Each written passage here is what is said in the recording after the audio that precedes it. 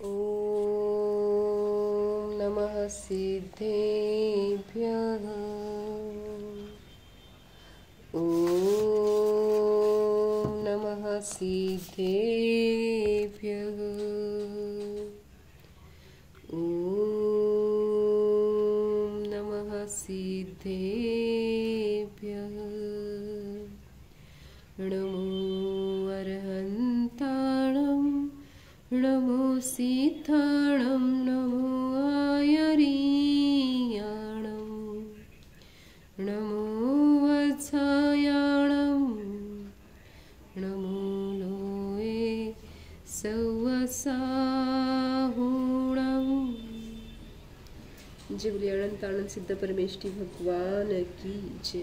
पंच परमेष्टि भगवान की जय। जिनवाणी माता की जय।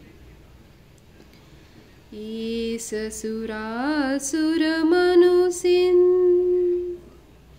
वन्दितं धोदघायिकममलं प्रणमामि वर्धमानं तीर्थं धम्मसकतारम् से पुनतीर्थयरे ससंवसिद्धे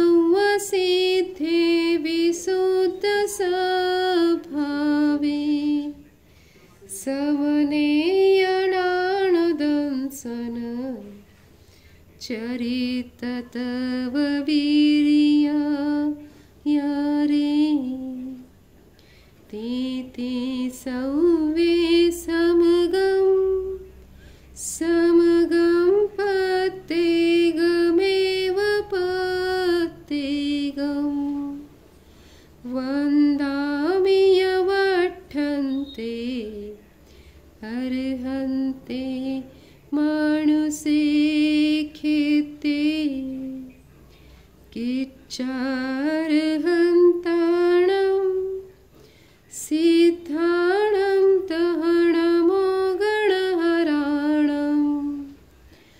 अच्छावयवगानं साहुनं चेदि संवेसिं तेसिं विशुद्धदंसन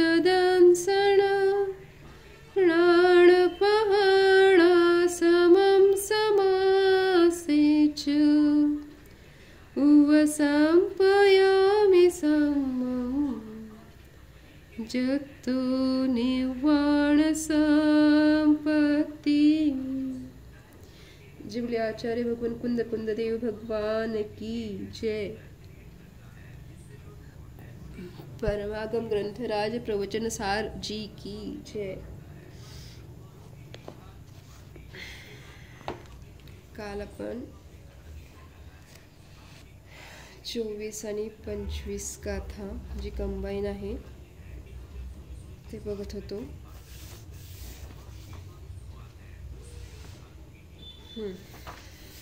पेज नंबर 169 आणि 70, 169 आणि 170। नाणपमाणमाद नहवदिजस्येह तस्य सोआदा हीनो वा हियो वा नाणादो हवदिदुमेव हीनो यदि सोआदा तन्नाणमचेदनं न जानाति अहियो वा नाणादो प्राणेन विना कहं नादी। काय सांगितलं होतं ह्याच्यामध्ये की आत्म्याला जर ज्ञानापेक्षा कमी किंवा जास्त मानलं तर काय आपत्ती येईल। मग सांगितलं की आत्म्याला व त्याच्या ज्ञान गुणाला समप्रमाण मानायला हवं। जसं आपण ह्याच्या अगोदरच्या गाथेमध्ये बघितलं होतं, आत्मा ज्ञान प्रमाण आहे, आदा नानपमानो। तर इथं सांगितलं की ज्या वादींच्या मतामध्ये आत्मा ज्ञान प्रमाण नाही, त्यांच्या मतामध्ये आत्मा एकतर ज्ञानाहून कमी असेल किंवा अधिक होईल. मग दोन्हीपैकी एक निश्चित आहे. कमी तरी असेल किंवा अधिक तरी असेल. मग पहिला जर पक्ष घेतला की आत्मा ज्ञानाहून कमी असेल तर काय होईल, काय दोष येईल. तर बघा की सांगितलं की आत्मा झाला लहान आणि ज्ञान झालं मोठं. मग अशा परिस्थितीमध्ये काय होतं, आत्म्याहून अधिक असणारे ज्ञान आपल्या आधारभूत द्रव्याशिवाय कसं राहणार. आणि कदाचित जर समजा असं राहतंय असं जरी मानलं तर काय होईल, चेतन द्रव्याबरोबर त्या ज्ञानाचा संबंध नसल्यामुळं, कारण आत्म्यापेक्षा मोठं आहे ज्ञान, तर त्या आत्म्याला सोडून जे ज्ञान आहे त्याचा चेतन द्रव्याबरोबर संबंध नाही. मग ते ज्ञान काय होईल, अचेतन होईल. आणि अचेतन असल्यामुळे ते जाणणार कसं. मग ज्याप्रमाणे वर्ण, गंध, रस, स्पर्श इत्यादी अचेतन गुण जाणण्याचे काम करत नाहीत, मग त्याप्रमाणे ज्ञानगुण सुद्धा जाणण्याचे काम करू शकणार नाही. परंतु असे होऊ शकत नाही, कारण जे जाणत नाही ते ज्ञानच नाही. ज्याप्रमाणे अग्नी उष्ण गुणापेक्षा छोटी आहे असे मानले तर अग्नीपेक्षा उष्णगुण मोठा झाला आणि अग्नी छोटी झाली. मग जेवढा उष्णगुण अग्नीपेक्षा मोठा आहे तेवढा उष्णगुण अग्नीच्या संबंधाने काय होईल, रहित होईल आणि त्यामुळं थंड होईल. आणि थंड जो असतो तो जाळण्याचं कार्य करू शकत नाही. परंतु असं तर काही दिसत नाही, ही इम्पॉसिबल गोष्ट आहे. म्हणून जो जाळतो त्यालाच उष्णगुण म्हणतात. मग त्याचप्रमाणे ज्ञान गुण आत्म्याहून मोठा मानला तर तो काय होईल, निराधार, शून्य आणि अचेतन होऊन जाणण्याचं काम करू शकणार नाही. म्हणून हा पहिला दोष, पहिल्या पक्षामध्ये हा दोष येतो. मग सांगितलं दुसरा पक्ष काय होता की जो आत्मा आहे तो ज्ञानाहून अधिक होईल. मग इथं असं जर मानलं तर काय होईल, ज्ञान छोटं आणि आत्मा मोठा. मग जेवढा आत्मा ज्ञानाहून मोठा आहे तेवढा आत्मा ज्ञानरहित अचेतन होईल. ज्ञानाहून अधिक असणारा आत्मा ज्ञानाशिवाय जाणू शकणार नाही. आणि ज्याप्रमाणे ज्ञानशून्य असं घडा, कपडा हे पदार्थ काय आहेत, जाणण्याचं काम करू शकत नाहीत. मग त्याप्रमाणे ज्ञानाहून जो अधिक आत्मा आहे तो देखील जाणण्याचं काम करू शकणार नाही. मग बघा, ज्याप्रमाणे अग्नीला उष्ण गुणाहून मोठं मानलं आणि उष्ण गुणाहून अधिक अग्नी जी आहे ती उष्णता स्वभावाने रहित झाली, मग ती सुद्धा थंड होईल. आणि जो थंड आहे तो जाळण्याचं काम करू शकत नाही, मग तेव्हा तिला अग्नी हे नाव सुद्धा देता येणार नाही. मग ही गोष्ट कशी आहे, सर्वथा असंभव आहे. मग त्याचप्रमाणे ज्ञान गुणाहून अधिक आत्मा ज्ञान गुणाशिवाय अचेतन होईल, तेव्हा त्याला आत्मा म्हणता येणार नाही. कारण जो जाणतो तो आत्मा आहे. यावरून ही गोष्ट सिद्ध होते की आत्मा ज्ञान गुणाहून न छोटा आहे न मोठा आहे. जेवढा आत्मा आहे तेवढे त्याचे ज्ञान आहे आणि जेवढे ज्ञान आहे तेवढा आत्मा आहे. जर आत्म्याला ज्ञान प्रमाण न मानता आत्मा ज्ञानाहून अधिक मानला तर अव्याप्ती नावाचा लक्षणाभास दोष येतो. मग येथे आत्मा लक्ष आहे, ज्ञान लक्षण आहे आणि जे लक्षाच्या एका भागामध्ये राहते त्यास अव्याप्त लक्षणाभास म्हणतात. आणि जर ज्ञानाहून आत्मा अधिक आहे तर अधिक आत्म्यामध्ये ज्ञानाचा अभाव मानावा लागेल. आणि तसे झाले असता ज्ञान आत्म्याच्या सर्व भागामध्ये न राहिल्यामुळे एका भागामध्ये राहिल्यामुळे अव्याप्त लक्षणाभास होतो. जर आत्म्याला ज्ञानाहून कमी मानलं तर अतिव्याप्ती नावाचा दोष येतो. मग जे लक्ष आणि अलक्षामध्ये देखील राहतं त्याला अतिव्याप्ती लक्षणाभास म्हणतात ना.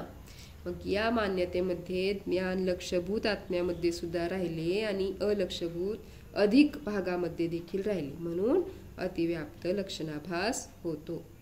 मग काय सिद्ध झालं, आदानानपमानो, आत्मा हा ज्ञान प्रमाणच आहे. आत्मा ज्ञानाहून छोटाही नाही मोठाही नाही. द्रव्य व गुणांमध्ये तादात्म्य संबंध कसा, द्रव्य आणि गुणांमध्ये प्रदेशांच्या अपेक्षेने एक क्षेत्र अवगाह रूप तादात्म्य संबंध असतो. जेथे जेथे द्रव्य आहे तेथे तेथे त्याचा गुण, आणि जेथे जेथे गुण आहे तेथे त्याचे द्रव्य, असा नित्य तादात्म्य संबंध आहे. किंबहुना गुणांच्या समूहालाच द्रव्य म्हणतात, ही डेफिनेशन माहिती आहे आपल्याला. आणि प्रत्येक गुण द्रव्याच्या सर्व भागांमध्ये सर्व अवस्थांमध्ये व्यापक असते. ज्ञान आत्म्याचा गुण असल्यामुळे तो पूर्ण आत्म्यामध्ये व्यापून आहे. प्रदेशत्व गुणाच्या निमित्ताने द्रव्याचा जो आकार असतो तेवढाच गुणांचा आकार असतो.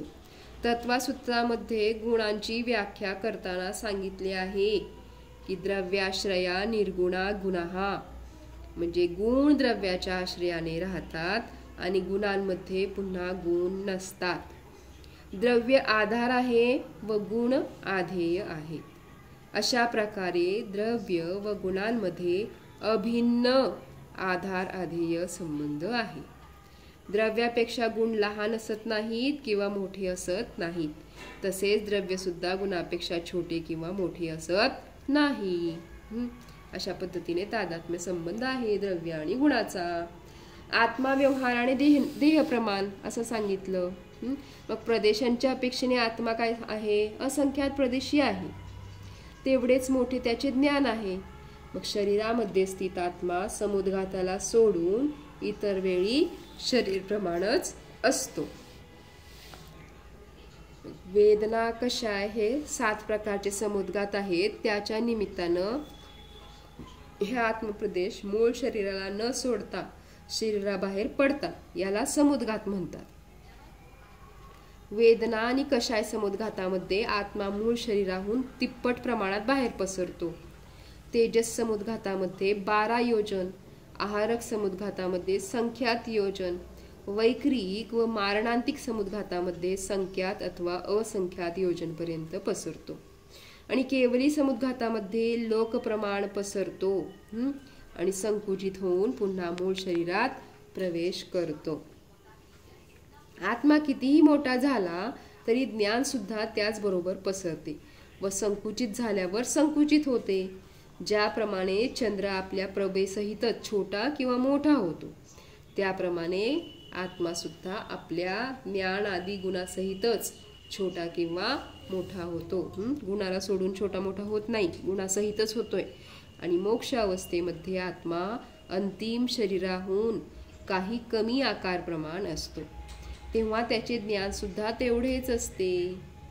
काही जण आत्म्याला देह प्रमाण न मानता अंगठ्या एवढा मानतात, काही जण साळी तांदुळा एवढा मानतात, तर काही जण वडाच्या बी एवढा मानतात. त्या सर्वांचा इथे निषेध होतो. आपण इष्टोपदेशमध्ये बघितलेलं आहे, स्वसंवेदन सुव्यक्तस तनुमात्रो निरत्ययः अत्यंत सौख्यवाणात्मा लोकालोक विलोकनः. या श्लोकामध्ये देखील सांगितलेलं आहे की आत्मा हा तणुमात्र आहे, शरीर प्रमाण आहे. कारण ज्ञान संपूर्ण शरीरामध्ये होताना प्रतीतीला येते. जर ज्ञान संपूर्ण शरीरात होते तर आत्मा सुद्धा पूर्ण शरीरातच राहतो, ही गोष्ट सिद्ध होते. शरीराच्या एका भागात पीडा झाली तर दुःखाची वेदना पूर्ण शरीरात होते. एखाद्या प्रिय व्यक्तीचा संयोग झाला तर सर्वांमध्ये सुखाचे वेदन होते, सर्वांगामध्ये. यावरून सिद्ध होते की ज्ञान सहित आत्मा शरीर प्रमाण आहे. आत्मा व शरीरामध्ये भिन्न असा आधार आधेय संबंध आहे. कारण आधारभूत शरीर अन्य द्रव्य आहे व आधेयभूत आत्मा अन्य द्रव्य आहे. आत्मा व ज्ञानामध्ये जसा अभिन्न आधार आधेय संबंध आहे, तसा शरीर व आत्म्यामध्ये अभिन्न आधार आधेय संबंध नाही. कसा संबंध आहे हा? भिन्न आधाराधेय संबंध आहे. कारण शरीर हे पुद्गल द्रव्य आहे, आत्मा चेतन द्रव्य आहे. मग जर कोणाला म्हटलं की तुला काही येत नाही, तू अज्ञानी आहेस, मंदबुद्धी आहेस, तर त्याला खूप वाईट वाटते. आणि जर कोणाला म्हटले की तू खूप हुशार आहेस, बुद्धिमान आहेस, ज्ञानी आहेस, तर तो खुश होतो, आनंदित होतो. अर्थात त्याला हे म्हणणे आवडते. मग असे का होते? याचा विचार केला तर लक्षात येते की ज्ञान आत्म्याचा स्वभाव आहे व अज्ञान आत्म्याचा विभाव आहे, दुरवस्था आहे. म्हणून स्वतःला ज्ञानरूप अनुभवावे. म्हणजे स्वतःला ज्ञानी म्हटलं की आवडतं, कारण तो आत्म्याचा स्वभाव आहे.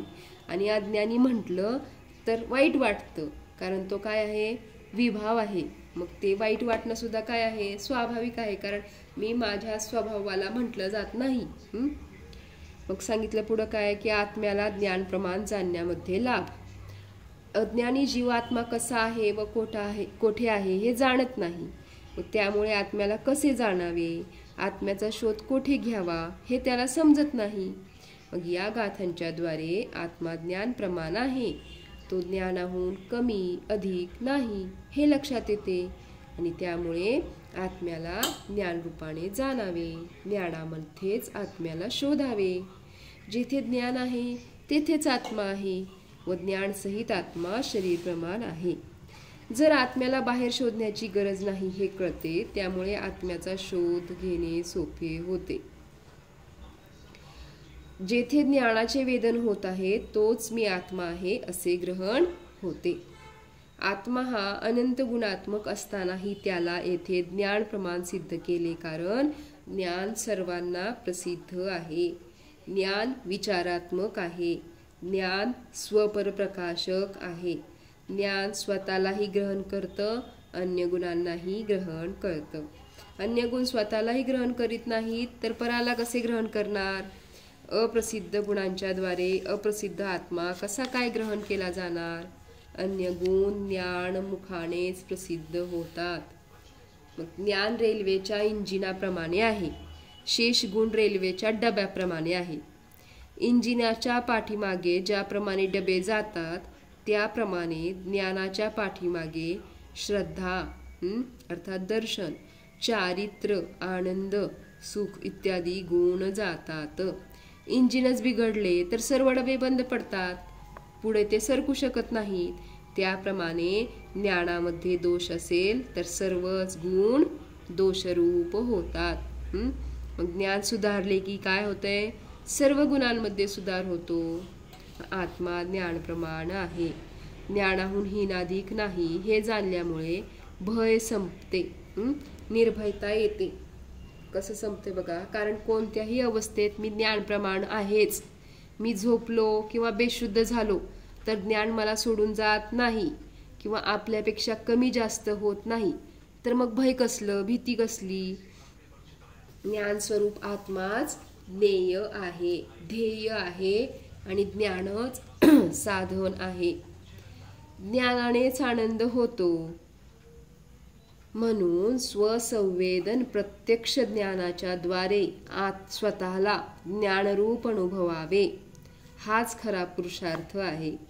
या पुरुषार्थाने सर्व प्रयोजनाची सिद्धी स्वयमेव होते. हा ज्ञानी आत्मा स्वतःला ज्ञानरूप अनुभवायचे सोडून अन्य सर्व रूप अनुभवतो. एकाग्र होऊन परपदार्थांचे ध्यान करतो. त्यामुळे संसार आहे, म्हणजेच दुःख आहे.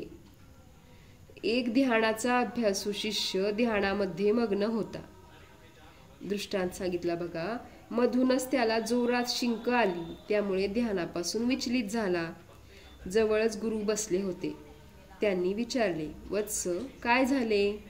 शिष्य म्हणाला, गुरुदेव, आज ध्यानामध्ये मसाले भात करण्याचा बेत केला. आपल्या चरण कमलाच्या कृपेने ध्यान इतके मस्त लागले की ते ध्यान न राहता प्रत्यक्ष कृतीच झाली. मी खरोखर ध्यानामध्ये मसाले भात बनवू लागलो. त्यामध्ये मिरची जास्त झाली, त्यामुळे खाताना जोरात शिंक आली व ध्यान भंग झाले. असे उत्तम ध्यान कधीच झाले नव्हते. गुरुदेव, मला वरदान द्या की ज्यामुळे मी याहूनही अधिक ध्यानमग्न होऊ शकेन.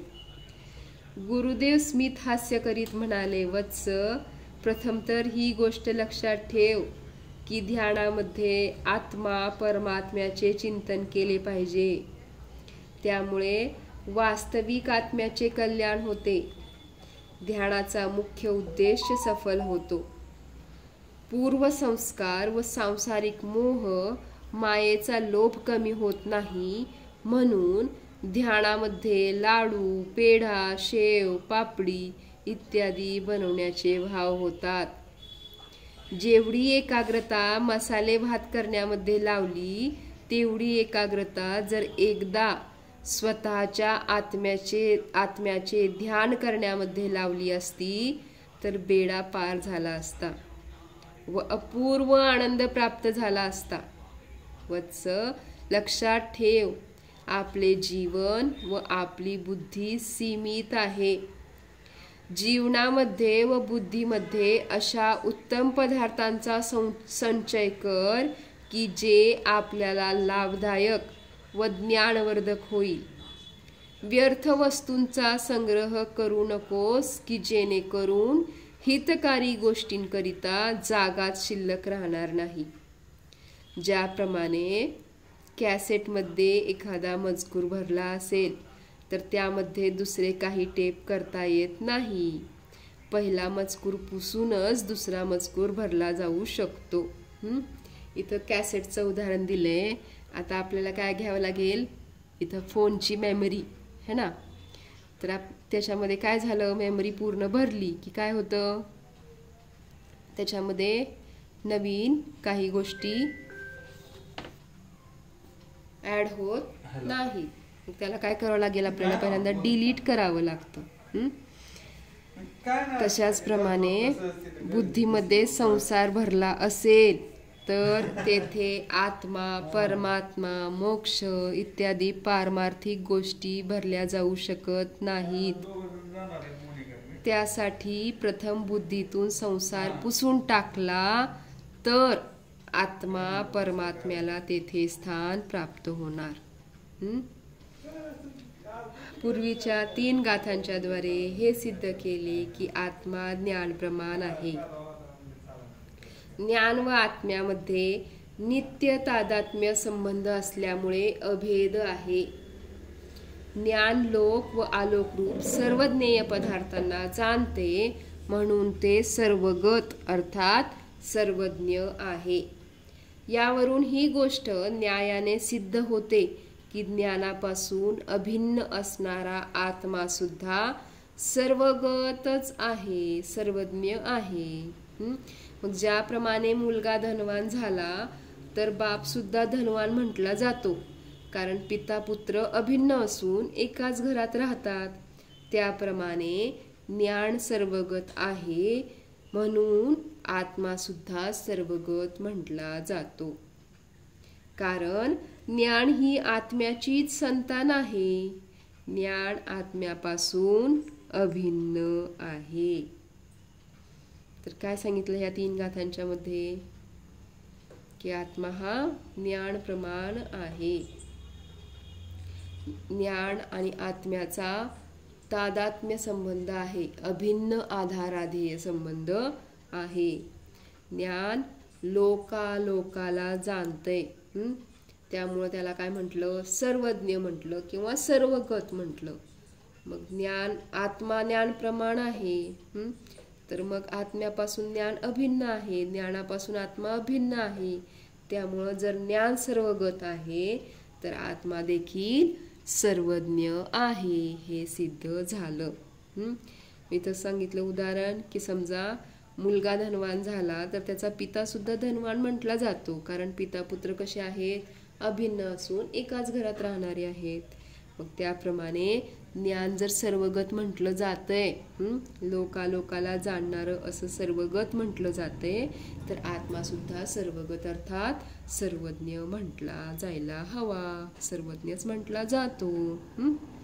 कारण ज्ञान काय आहे, आत्म्याचीच संतान आहे. ज्ञान आत्म्यापासून अभिन्न आहे.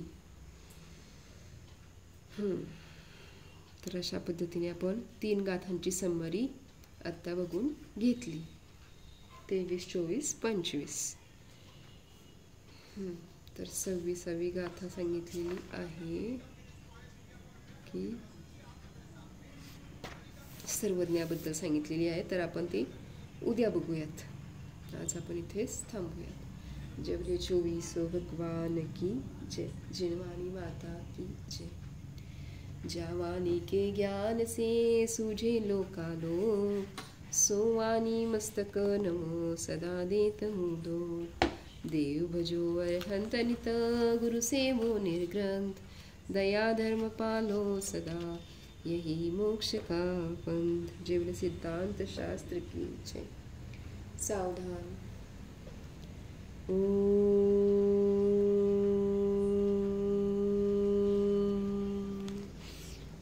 जाणा, हा मी शुद्ध चैतन्यमय जीव आहे।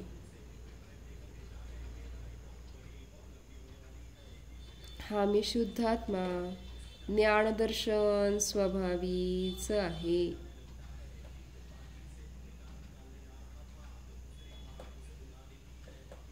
या माझ्या आत्म्यामध्ये ज्ञान गुण संपूर्णपणे सर्व आत्मप्रदेशांमध्ये व्यापून आहे।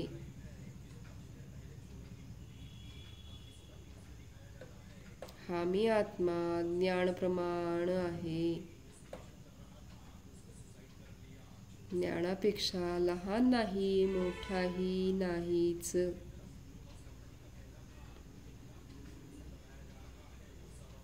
हा मी शुद्धात्मा सर्वगत सर्वज्ञ स्वभावी आहे। केवळ ज्ञान स्वरूप आहे। लोक अलोकातील सर्व पदार्थांना त्यांच्या द्रव्यगुण पर्यायासहित जाणणारा आहे। मी सदा जानन जानन रूपाने जाणण्याचीच क्रिया करतो।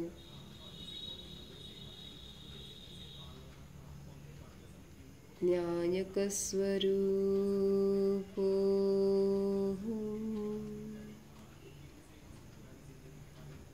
ज्ञाता दृष्टा स्वरूपो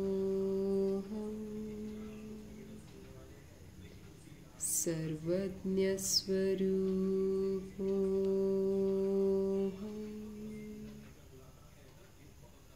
शुद्धोऽहं ध्रुवोऽहं जीवोऽहम्।